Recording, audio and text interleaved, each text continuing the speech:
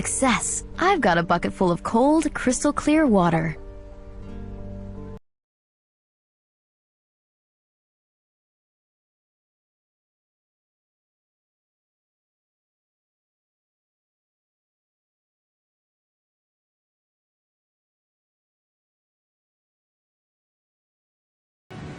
Here's the purest spring water. Good water is essential.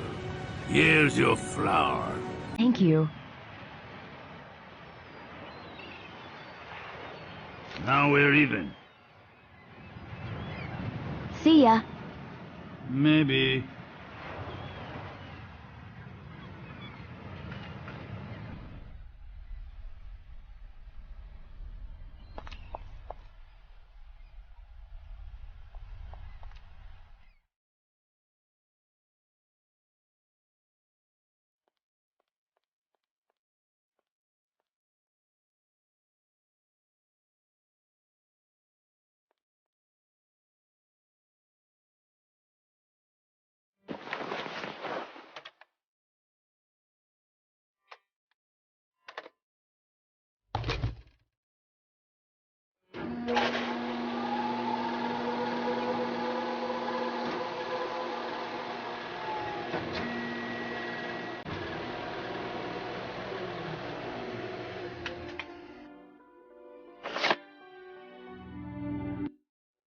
I'm afraid the copy isn't too durable.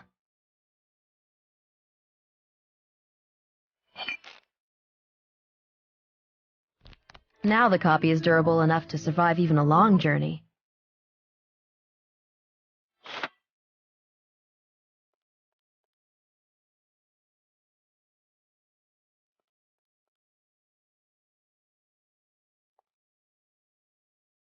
Did you find anything in his secretary?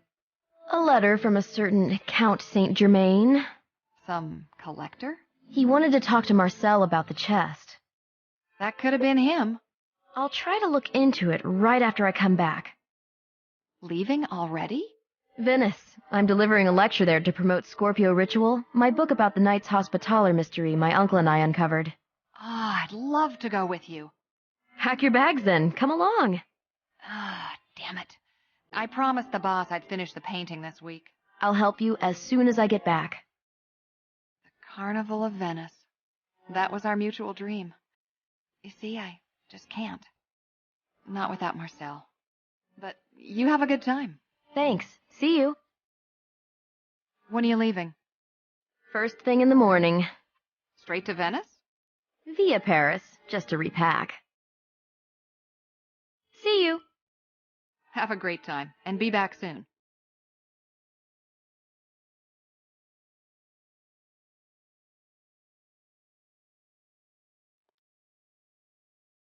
I've just received a phone call. It was a certain Saint Germain, a collector. Saint Germain? He wants to attend your lecture in Venice. How does he know so much about me? Has he left his number? No, I wouldn't underestimate him. He may add something to the story of the chest. By the way, did you know that the chest was stored in Venice in the 19th century? Rings a bell. At the Scuola di Santa Croce. That's where my lecture is taking place. You see? It all starts to fit into place. Good luck. Just make sure you come back here. Thanks. I will be back for sure.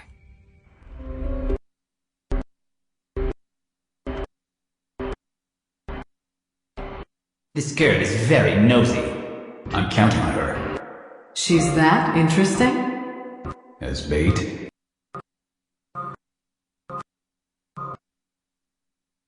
Beautiful decorations. For the carnival, I guess. Hello, I'm Sylvie Leroux. I'm so glad that you are here. Welcome to the humble abode of the Cultural Society. I'm wondering where my lecture is going to take place. Right next to us in the meeting hall, Androni as we call it. In the past, the donations were collected there. Now it's the place of lectures and concerts. It's going to be a pleasure to meet my readers in such interesting surroundings.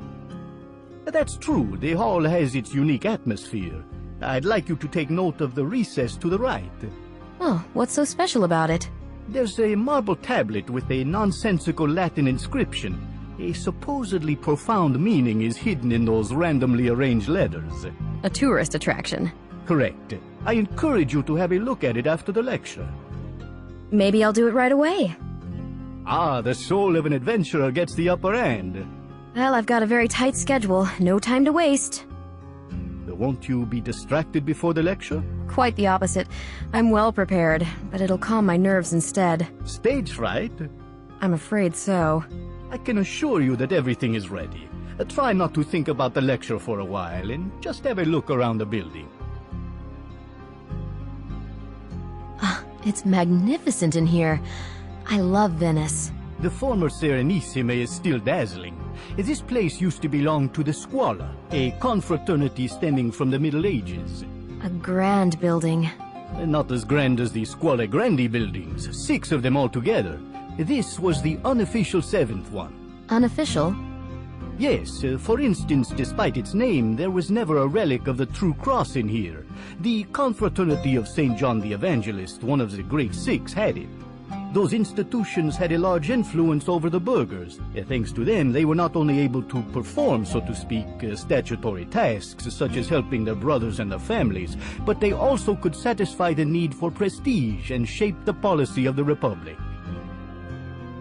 Prestige in Venice had to be pretty expensive. Oh yes, surely you've heard of the Tintoretto paintings adorning the Scuola Grande di San Rocco. Naturally, outstanding works. What about the ravishing interiors of the Scuola Grande di San Marco? Brothers who provided for our building couldn't really equal those, but the architectural concept is similar. What happened to the Scuola later on? Well, along with the fall of the Republic, everything started to change. Even the Carnival tradition was relinquished. Do you know who ordered it? The Inquisition? Not even close. It was that tyrant, Napoleon, who dissolved the Major Council in 1797. Our society originated from the Scuola in the 19th century, adopting a scientific and cultural character. At the Maritime Museum, I'm working on a chest that belonged to Ponce de Leon. The director mentioned that it used to be stored here. Correct. His chest was right there, in the meeting hall. Can you tell me something more on the subject? When in 1521 the conquistador died in Havana of a wound inflicted by an Indian arrow, legends about his chest started to circulate. It was said that it contained a map showing the location of the Fountain of Youth. Whose hands did it fall into? The views on this matter are divided. Some say Hernando de Soto obtained it. I incline to the hypothesis that De Leon left the chest in Seville. He gave an account of his journey there in front of the clerks from the Casa de Contratación, who prepared guidelines for Spanish sailors. Was Padrón Real produced there, that famous map? You're absolutely right. The official and secret master map of the New World. Does anybody know what happened to the chest then? Possibly it was on Juan de Austria's ship during the Battle of Lepanto, when he led the Holy League fleet to victory. In the whole commotion, the chest must have ended up on one of the Venetian galleasses participating in the battle. By coincidence? Whether by coincidence or deliberately, the confraternity of the True Cross took it over. The initiated brothers hid it away, since the Austria kept on searching for his lost property. In any case, he wasn't the only one after the legendary map. It was believed to lead to the Fountain of Youth? Such were those days. The most ambitious individuals were looking for El Dorado, the Philosopher's Stone, or the Fountain. And the brothers? They had prestige. The more they denied having the chest, the greater their prestige was. And what happened to the chest later on? They emptied the cash during the Napoleonic Wars. The chest was hastily moved to a different, safer place in the city. You know where to? Unfortunately, no. Our guardian Grande, who moved the chest, was murdered soon after. What a mysterious story. May I have a look around the hall? But of course, please do. A refined and well-read man. It was a pleasure talking to him.